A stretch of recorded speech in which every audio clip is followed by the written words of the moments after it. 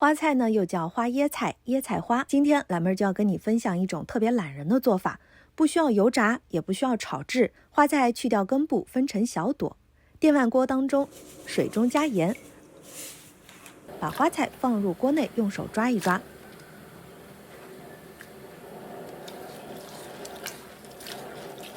用淡盐水浸泡一下，大概浸10到15分钟左右。接着取出来，放入烧开的水中焯水。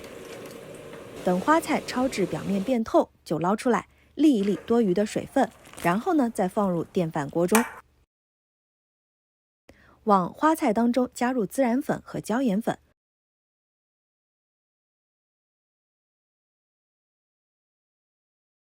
可以像我这样颠匀了。随后加入1小勺量的橄榄油，颠一颠，将花菜表面均匀地裹上调味料，可以静置5分钟。再将花菜整齐地摆放于烤盘中，放入烤箱，用200度上下火烤20分钟。烤好以后取出来，哇，闻起来特别的香，比炒着的还好吃。做起来呢也特别的省事儿。喜欢的朋友快来试一试吧。